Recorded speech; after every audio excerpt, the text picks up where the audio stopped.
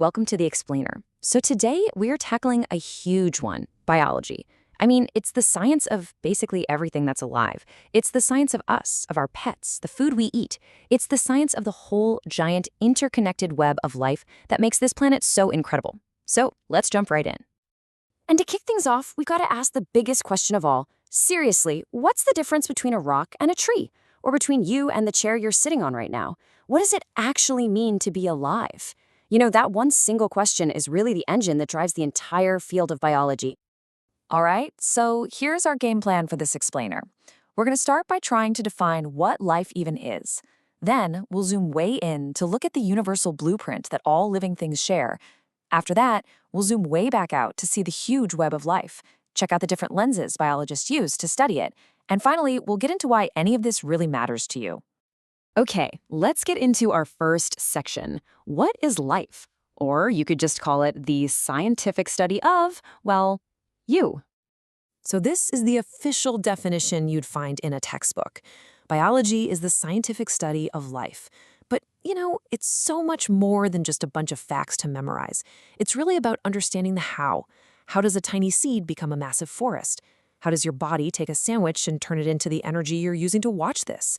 How do all living things connect? That's what we're really digging into here. All right, now it's time to zoom in. Let's take a look at the universal blueprint. These are the fundamental rules of the game that apply to pretty much every living thing on this planet, from a single bacterium all the way to a blue whale. And the rulebook starts right here, with cell theory. And honestly, this is one of the biggest ideas in all of science. It just says that every single living thing, an elephant, the algae in a pond, you, is made of these fundamental little units called cells. They're the basic building blocks of all life. Period. And this isn't some far-off abstract idea. I mean, right now, as you're watching this, you are using trillions and trillions of cells. Your brain cells are firing away, processing all this info. Your muscle cells are keeping you sitting up. And your eye cells, they're the ones detecting the light from this very screen. You are literally a walking, talking community of cells. So how in the world do all those cells know what to do? Well, they follow an instruction manual. It's called DNA. This amazing molecule holds all the genetic code that tells an organism how to grow and how to develop. And then it's that very same manual that gets passed on through reproduction, which is how life's story just keeps on going. But here's the thing. Life is this constant, delicate balancing act. To survive, every organism has to keep its internal conditions super stable. It's a process called homeostasis.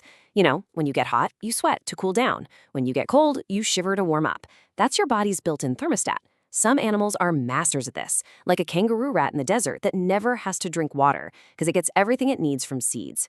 Now that is some seriously impressive homeostasis. And what powers that thermostat, and everything else for that matter? Energy. That's where metabolism comes in.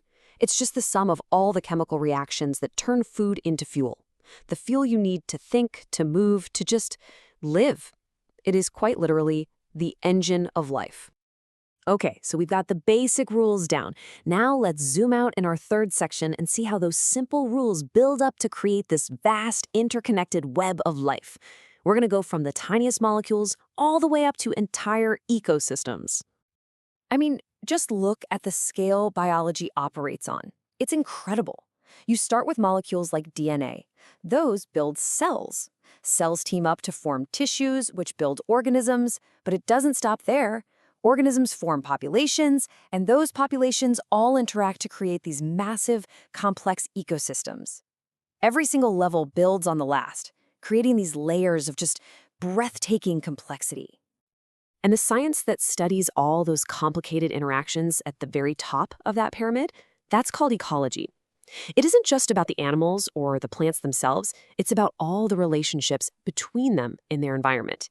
It's this endless, complicated dance of life. And those relationships come in all shapes and sizes.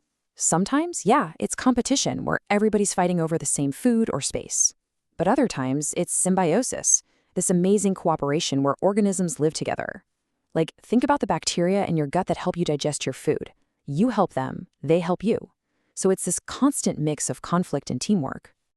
So, life is obviously super complex, which means we need a lot of different ways to look at it. So for our fourth section, let's check out some of biology's many lenses. Think of these as different pages in the modern explorer's map to the living world. I mean, biology today is just so incredibly diverse. You've got neurobiologists trying to map the human brain. You've got immunologists figuring out exactly how we fight off diseases. Conservation biologists are in this race against time to protect endangered species. And then you have synthetic biologists who are literally designing and building brand new biological systems from scratch. It's wild. The field is always pushing into some new frontier. Okay, so we've seen the rules, we've seen the web, and we've seen the different lenses. So what? That brings us to our final and maybe the most important section. Why does any of this matter?